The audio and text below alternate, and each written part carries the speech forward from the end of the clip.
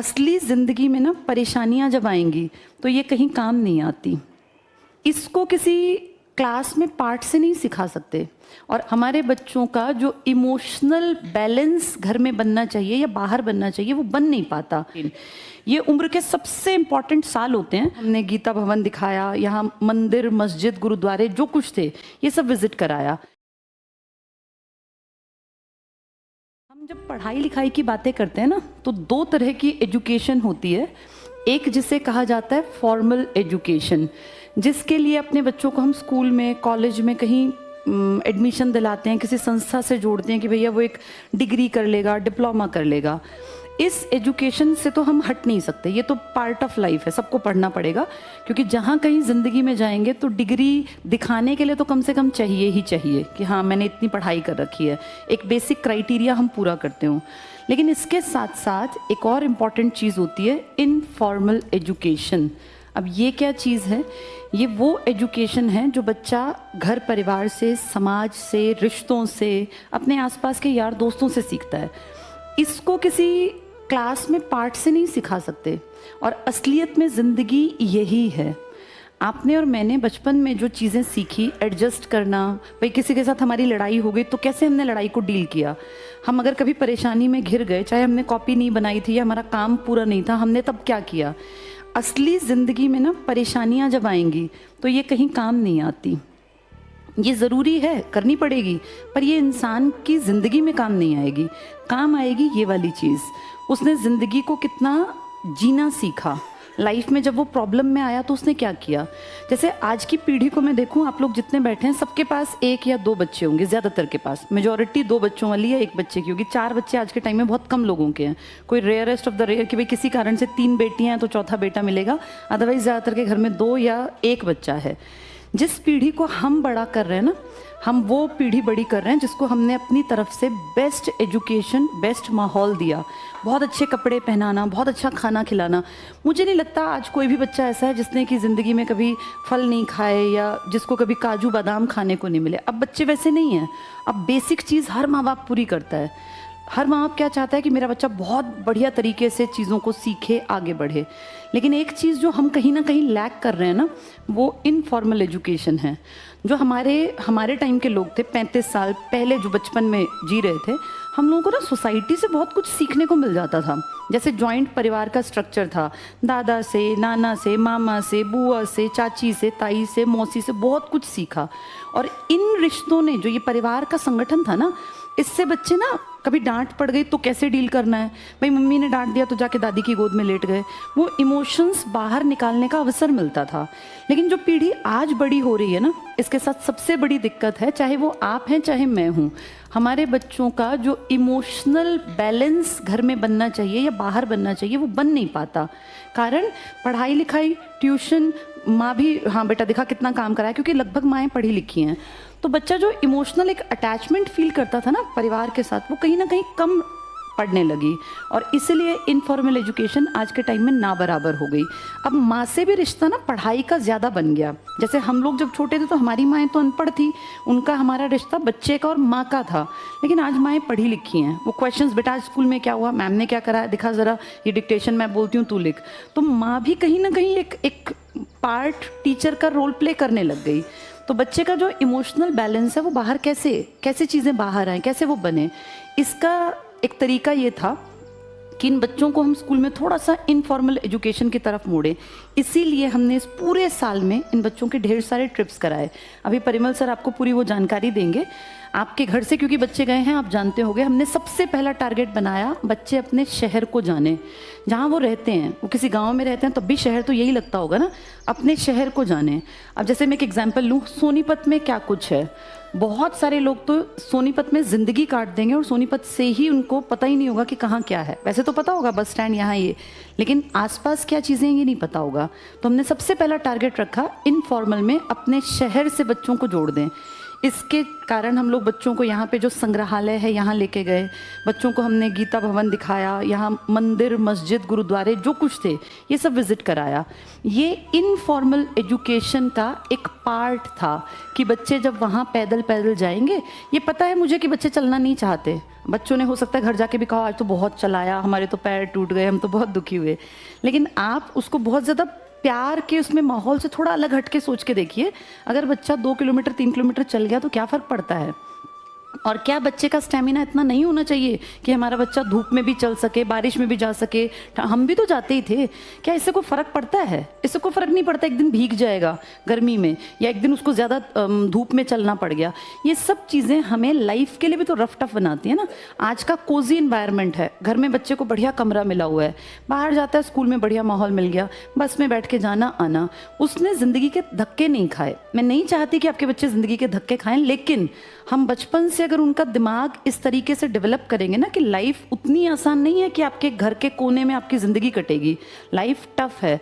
वो जब देखेगा कि मेरे फादर के कितने लोग ट्रेन में बैठ के जाते हैं और रात में आते हैं, जो खड़े होके जाते हैं और खड़े होके आते हैं, और पूरा दिन वो नौकरी करते हैं, तो उस बच्चे को ना दूसरों के प्रति एक भावना पैदा होगी कि यार लोग कितना ट्रेवल करके, कितना सफ़र करके तब अपनी डेस्टिनेशन तक जाते हैं, और मैं ज़िंदगी को बेहतर बनाऊं, वरना ये मेरी भी ज़िंदगी होगी कि मुझे भी सुबह लटक के ट्रेन में सीट नहीं मिलती। कितने लोग तो उन्होंने देखे। ये चीज़ें महसूस करना ज़रूरी है, ये आपके कहने से नहीं आएंगी। जब वो ये सब देखेंगे ना लाइफ की, हाँ अब वो रोज़ देख, जैसे उनको हम लेके गए, पैदल चले, वो म्यूज़ियम यहाँ से कम 1.5-2 किलोमीटर है, तो पैदल गए पैदल आए। कुछ बच्चे थके, लेकिन उन्होंने ये फील किया होगा कि जो लोग रोज़ पैदल जाते हैं और आते हैं वो ज़िंदगी में बहुत कुछ कर रहे हैं, बेचारे मेहनत कर रहे हैं। तो सामने वाले की इज्जत मन में तब बढ़ती है जब उस काम को हम खुद करके देख लें। जैसे जिस बच्चे ने कभी झाड़ू पोछा नहीं किया, उसे नहीं पता कि झाड़ू पोछा करने वाली औरत कितनी मेहनत करती है। वो पोछा लगा के हटेगी तो बच्चा घूम जाएगा, लेकिन जिस दिन उसको झाड़ू पोछा करना पड़ेगा ना, तब उसको फील होगा कि यार ये बहुत मेहनत का काम है। और महात्मा गांधी जैसे बड़े बड़े जो लीडर्स थे ना, वो कहते थे कि लाइफ में अगर आगे बढ़ना है ना, तो हर बच्चे को लेबर की कीमत समझाओ। लेबर नहीं बनाना मैं अपने बच्चे को, लेकिन लेबर कितनी मेहनत करता है एक लेबरर, ये उसके मन में डालो, और इज्जत करनी सिखाओ हर काम की, चाहे वो कितना ही छोटा हो। ये इंसानियत का पहला एक उसूल है कि आप सामने वाले की इज्जत करें कि यार ये आदमी चाहे छोटा काम कर रहा है लेकिन ये मेहनत कर रहा है। और ये तब आता है जब बच्चा उस चीज़ों में से निकल जाता है। तो जब वो यहाँ से वहाँ तक ट्रेवल करके गए ना पैदल, तो उनको फील हुआ कि हाँ पैदल चलना भी बहुत मेहनत का काम है। तो हर किसी के पास पैसे नहीं है कि वो बाइक पे चल सके, गाड़ी में चल सके। बहुत लोग रोज़ पैदल जाते हैं 10 रुपये बचाने के लिए। फिर जैसे आपके बच्चे दिल्ली गए तो बहुत सारे बच्चे जो थे वो ट्रेन में ही गए थे, शायद मैम हम लोग ट्रेन में ही लेके गए थे ना। हाँ, एक बड़ा अच्छा इंसिडेंट मुझे टीचर ने बताया कि ट्रेन में बच्चे लेके गए तो भीड़ थी। अब भीड़ तो सबके लिए है, ऐसा तो है नहीं कि अलग से कोई ट्रेन चलेगी। तो कुछ बच्चों के पास जो लोग खड़े थे, उन्होंने कहा इन बच्चों की मैडम जो हैं 500 रुपये ले लिए बच्चों के माँ बाप से, अपने पर्स में रख लिए और बच्चों को बस इसमें लेके जा रहे हैं ट्रेन में।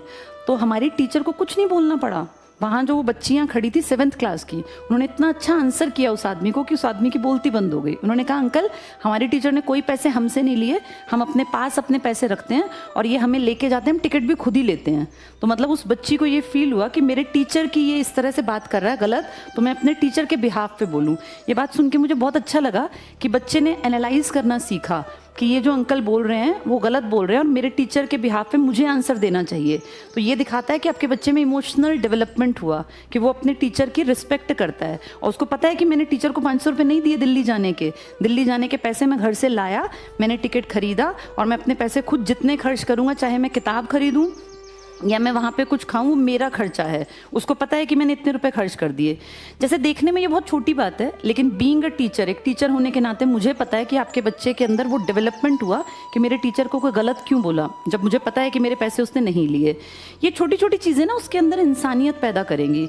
जैसे बहुत आसान होता है भाई पैसे लिए, एक बस में बैठा के ले गए और वापस बस में ले आए, एक लाइन में वहाँ चलाया, लेकिन वो चीज़ें उसके अंदर इमोशंस पैदा नहीं करेंगी। अब आपके बच्चे जो बसों में ट्रेवल कराए, जो रेल में घुमाए, आपको हो सकता है लगाओ यार ऐसे ले गए बड़ा अनसेफ है, लेकिन ये ना पार्ट ऑफ लाइफ है। बच्चों को खुद से ट्रैवलिंग करना, आना जाना, ये कॉन्फिडेंस बूस्टअप करता है और एजुकेशन के असली मायने यही हैं। ये चैप्टर ज़िंदगी में कहीं काम नहीं आने। हमने जितने चैप्टर पढ़े थे 6ठी में 7वीं में 8वीं में, कहाँ काम आते हैं? आज मैं 41 साल की, सर आपको फ़ोन इनको बोलिए ज़रा। सर आप अगर ज़रूरी है तो आप बाहर जाके सुन सकते हैं, जैसे सब लोग डिस्टर्ब ना हो, ठीक है, कोई दिक्कत नहीं। अगर इम्पॉर्टेंट कॉल है तो आप बाहर जाके सुन लीजिए। तो ये हमारा टारगेट है और एजुकेशन के असली मायने भी यही हैं। अब प्रॉब्लम क्या है, आज की पीढ़ी में जो बच्चे अब छोटे छोटे हैं, पेरेंट्स की एक्सपेक्टेशंस बहुत ज़्यादा हैं, क्योंकि आप लोग अपनी तरफ से, मैंने पिछली बार भी कहा था, बेस्ट करके दे रहे हैं। हर माँ बाप बेस्ट कर रहा है, वो जितना अच्छा कपड़े दे सकता है उससे बेहतर पहनाता है, जितना अच्छा खिला सकता है उससे बेहतर खिलाता है। लेकिन बात यहाँ तक नहीं है ना, बात ये है कि इन सब के बाद हमारे बच्चे बन के क्या निकलेंगे। एक सक्सेसफुल आदमी की परिभाषा महज पैसों से नहीं आंकी जा सकती। अगर कोई आदमी बहुत अच्छा कमाता है लेकिन घर जाके वो बहुत कलेशी प्रवृत्ति का है, रोज़ जाके कलेश करता है, अपनी वाइफ को मारता पीटता है, बच्चे उससे डरते हैं, बच्चे उसके सामने बात नहीं करते, उसके आने पर टीवी बंद कर देते हैं, तो फिर वो कहाँ सक्सेसफुल है ऐसा आदमी। मान लीजिए वो करोड़ रुपए भी कमाता हो साल के, बड़ी गाड़ी उसने ले ली, बड़ा घर बना लिया, लेकिन अगर उसके बच्चे उससे डरते हैं, उसकी वाइफ उसके सामने अपनी बात नहीं रख सकती, तो फिर वो क्या, किस उसका फ़ायदा इतना पैसा कमाने का। पहली ज़रूरत है बच्चे इंसान बने, अच्छे इंसान, और उसके लिए सबसे इम्पॉर्टेंट चीज़ है इनफॉर्मल। तो मैंने आपको पहला एग्जाम्पल दिया कि शहर घूमने से ना बच्चे को अपने आसपास की चीज़ें पता चली। खिज्र खां के मकबरे में गया बच्चा, तो देखा अच्छा ऐसा हमारे शहर में खिज्र खां नाम का एक मकबरा भी है, किसी ने बनवाया था, तो थोड़ा बहुत घूमने से उसको एक आइडिया हुआ। फिर यहीं मंदिर मस्जिद जितने इस सोनीपत के आसपास हैं यहाँ घुमा दिए। इनसे उनका दिमाग खुला कि मेरे ही शहर में अलग अलग धर्मों के लोग भी रहते हैं। बहुत सारे बच्चों को तो ये पता ही नहीं था कि मुसलमान भी हमारे ही सोनीपत में रहते हैं, हिंदू भी रहते हैं, सिख भी रहते हैं। तो ये बेसिक चीज़ें हैं जो उसके दिमाग को खोलती हैं, और जिस बच्चे का, इंसान का दिमाग जितना ज़्यादा खुला होगा ना, वो उतनी ज़्यादा चीज़ें सीख पाएगा। तो ये ज़रूरत थी। इसके बाद हम लोगों ने शहर के अलावा उसको इम्पॉर्टेंट शहरों, अपने देश के भी शहरों में, जैसे आगरा एक ट्रिप गया, तो जिन लोगों ने अपने बच्चों को आगरा भेजा, थोड़ी सी दिक्कत आई बच्चों को, क्योंकि बहुत पैसे नहीं लिए थे, तो उतना बढ़िया होटल तो नहीं कर सकते। अब एक आप भी सब लोग समझदार हैं, जितने रुपए लिए गए उसमें मिनिमम चीज़ें जितनी हो सकती थी वो हमने कोशिश की कि उसमें बेस्ट करके दें। आगरा जाने से उनका थोड़ा व्यू पॉइंट बना, जैसे 6th 7th 8th की जो पढ़ाई है ना, जो SST जिसे आप कहते हैं, उसमें एक पोर्शन होता है हिस्ट्री का। 6ठी क्लास में सबसे पहले इंट्रोड्यूस करते हैं प्राचीन काल को, फिर बीच वाले 7th में इंट्रोड्यूस करते हैं मध्यकाल को, और फिर मॉडर्न इंडिया को। आपके बच्चे 7वीं क्लास के सिलेबस में जो कुछ था उसको लाइव देखा है, क्योंकि इसी में आता है अकबर का कामकाज, जहांगीर का कामकाज, उन्होंने ताजमहल देखा, वो फतेहपुर सीकरी गए, तो वो उस किताब की जो लिखी पन्ने की बातें हैं ना, वो लाइव देखा है। तो उनका अपने आप एक पर्सपेक्टिव बन गया चीज़ों को लेकर। अब एक तो पढ़ाने भाई राजा थे, ऐसे रहते थे, एक वो जाके देखे कि अच्छा राजा इतने बड़े महल में रहता था, उसकी सिक्योरिटी के लिए ऐसा दरवाज़ा था, तो उसका दिमाग ना थोड़ा सा खुलता है, वो समझता है कि अच्छा ज़िंदगी ऐसे धीरे धीरे करके बदली है। तो वो चीज़ें किताबों से बाहर निकल के दुनिया को देखना अपने आप में एक समझ बड़ा करने के लिए बहुत ज़रूरी था। आगरा हुआ, इसके अलावा फतेहपुर सीकरी है, ये सब हमने बच्चों को घुमाया। इन सब से उनके दिमाग में ये भी एक नज़रिया बना कि इस शहर से बाहर दुनिया बहुत अलग है। जैसे आगरा जब जाते हैं ना, तो वहाँ के लोगों का रहन सहन, खान पान बिल्कुल अलग है, तो बच्चा फील करता है कि यहाँ जो लोग हैं ये हमारे जैसे नहीं हैं, इनका पहनावा, इनकी बोली, इनकी ज़बान हमसे अलग है। ये भी उसके दिमाग के बंद दरवाजे खोलती है। ये बहुत ज़रूरी हैं सारी चीज़ें। इसके अलावा हम लोगों ने बच्चों के साथ, जैसे परिमल सर ने, मैंने खुद बहुत सारी बातचीत की। मैंने कई बार लड़कियों को अलग से क्लासेस लेके, शायद आपकी बेटियों ने बताया भी हो, उनके साथ बातचीत की कि भाई जिंदगी को कैसे देखना है। जब हमारी बेटियां, देखिए सबके घरों में बेटी हैं, जैसे मेरी बेटी है ऐसी आपकी बेटी है। मैंने 9th 10th 11th 12th की बच्चियों को लेकर 1-2 बार सेशंस किए, सिर्फ उनको बैठा के, ताकि उनकी एक समझ बने इस दुनिया के प्रति, समाज के प्रति। एक बात तो कंफर्म है कि अगर हम अपने बच्चों को शिक्षा नहीं देंगे ठीक, तो वो गलत चीज़ तो बाहर से अपने आप सीख लेंगे। तो उनका एक नज़रिया समाज में जेंडर के प्रति, हमारे इंडिया में सबसे बड़ी दिक्कत क्या है कि जेंडर को लेके पता नहीं कैसी हवा बनाए रखते हैं, पेरेंट्स भी, सोसाइटी भी। तो उस टाइम पे जब बच्चियां बड़ी हो रही हैं तो उनकी एक समझ डेवलप होना बहुत ज़रूरी है। जैसे ये जो एक सोच है कि बच्चियों को कोई भी बहला लेता है, फुसला लेता है, ये क्यों डेवलप हुई? इसका कहीं ना कहीं कारण है ना। हर जगह तो हम पीछे पीछे नहीं जा सकते अपनी बेटी के, तो उन बच्चियों का दिमाग इतना डेवलप हो कि वो सही और गलत में अंतर समझ पाएँ। और सिर्फ इससे ये फ़र्क नहीं पड़ता, जैसे कुछ लोग सोचते हैं मेरे पास तो बेटी नहीं है, मेरी क्या चिंता। हमारी बेटी ना हो तो भी ये हमारी चिंता है, क्योंकि कोई ना कोई तो हमारे बेटे की भी वाइफ बनेगी ना। सोसाइटी जैसी होगी उसका प्रभाव आपके घर पे आएगा ही आएगा। अगर सोसाइटी गलत रास्ते पे है तो जो बेटी हमारे घर बहू के रूप में आएगी वो भी तो गलत रास्ता पकड़ेगी। ये सबका साझा प्रयास होना चाहिए। इन बच्चियों से मैंने बातचीत की और अब जो मुझे दिख रहा है आज, जैसे अब सभी पेरेंट्स बैठे हैं, अब जिंदगी थोड़ी और फास्ट हो गई। जैसे जब हम लोग छोटे थे ना तो 9th में आके थोड़ा थोड़ा बच्चा मेच्योर होता था, लेकिन इस साल का मेरा अनुभव ये रहा कि बच्चे आजकल प्री टीन एज होती है 13 से लेके 19 साल, जिसमें टीन आता है 13, 14, 15, 16, 17, 18, 19। ये उम्र के सबसे इम्पॉर्टेंट साल होते हैं और इन साल जब ये चल रहे होते हैं ना तब बहुत सारे फिजिकल चेंजेस के साथ साथ दिमाग भी एक अलग दिशा पकड़ रहा होता है। इस टाइम पे सही टीचर्स का, सही दोस्तों का मिलना बहुत ज़रूरी है। अगर इस टाइम बच्चा थोड़ा सा गलत रास्ता पकड़ गया ना तो उसको लौटा के लाना बड़ा मुश्किल काम है, पेरेंट्स के लिए भी और टीचर्स के लिए भी। लेकिन अब जो चीज़ें फास्ट हो रही हैं, इन पिछले 4 सालों में अगर देखें तो हर बच्चे के हाथ में मोबाइल पहुंच गया। चाहे आप उसको पढ़ाई की ज़रूरत मान लीजिए, समय का बदलाव कह लीजिए, लेकिन हर बच्चे के पास आज मोबाइल है। इस मोबाइल ने आपके हमारे बच्चों को समय से पहले मैच्योर कर दिया, क्योंकि आप सब जानते हैं कि मोबाइल में तो भैया हर तरह की चीज़ें हैं। अब बच्चे की रीच कहाँ तक है वो हर टाइम बच्चे के ऊपर नज़र रखना तो बहुत मुश्किल काम है, क्योंकि वो ये कह के कि मेरा इसमें से काम है, मैं ये काम कर रहा हूँ। आप हर घड़ी तो बच्चे को नहीं देख सकते ना। इसका मतलब हमें बच्चे को इतना मैच्योर करना पड़ेगा कि वो सही और गलत में खुद से जज कर पाए कि मुझे ये काम नहीं करना। दुनिया में आज हर चीज़ आपके बच्चे के हाथ में मोबाइल में अवेलेबल है। वो गलत रास्ता तो नहीं पकड़ गया, ये भी तो हमें ही देखना पड़ेगा। हर टाइम वॉच से बेहतर है उसकी बुद्धि का विकास करना। और ये एज से भी पहले ना अब बच्चे 11, 12 और 13 में ज़्यादा सेंसिटिव होने लग गए। आप खुद देखिए, आपके जो बच्चे 12 साल के हैं, 13 साल और 11 साल के, ये थोड़ा थोड़ा उल्टा जवाब देना स्टार्ट करने लग गए। अब ये पूरे समाज में बदलाव है।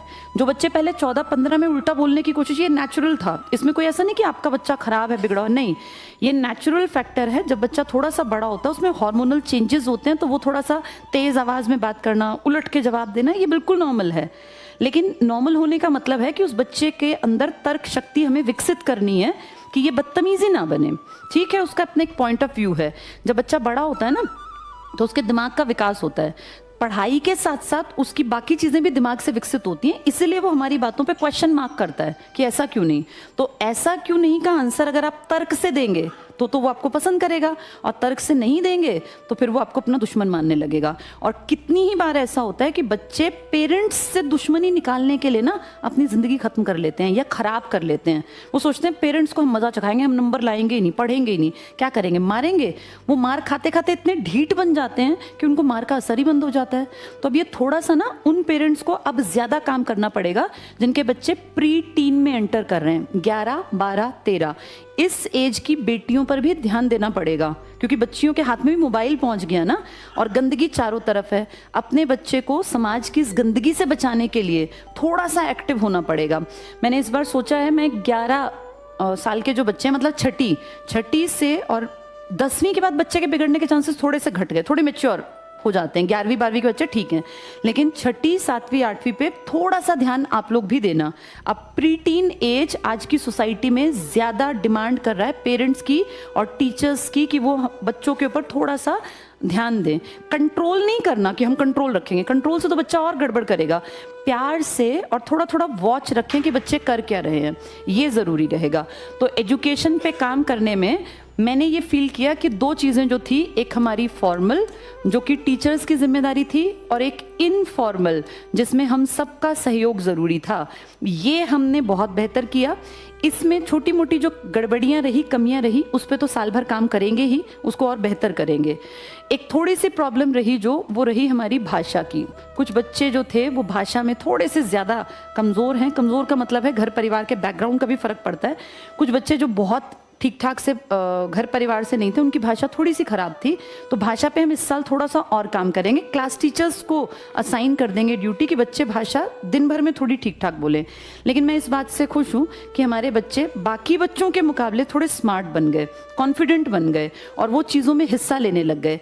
हमने लगभग सारे फंक्शंस यहाँ कराए, छोटी मोटी सारी चीज़ें, जैसे हमने रक्षाबंधन था या हमारा तीज था या ये अपना दिवाली सेलिब्रेशन था, ये सब बच्चों ने बहुत बढ़ चढ़ के हिस्सा लिया और अपने घर से वो लाए होंगे सामान, तो आपको ही पता होगा डेकोरेशन और ये सब में हर क्लास को हमने एक टारगेट दिया कि अपनी क्लास को बेस्ट बना के दिखाना है। तो हर बच्चे का लगाव था कि ये रूम मेरा है, मुझे इसको डेवलप करना है, बहुत बढ़िया सजाना है। तो कहीं ना कहीं एक अपनेपन का आभास, ये बहुत पॉजिटिव चीज़ है और जब जब ये आगे बढ़ेगी तो बच्चे अपने आप आगे बढ़ जाएंगे। तो इस साल ज़्यादा थोड़ा सा इस पे भाषा पे काम करने का हमारा टारगेट है और इनफॉर्मल में बच्चे, जिनके बच्चे घूम फिर कर आए हैं, वो अपने बच्चों में देखेंगे थोड़ा सा चेंज आ गया।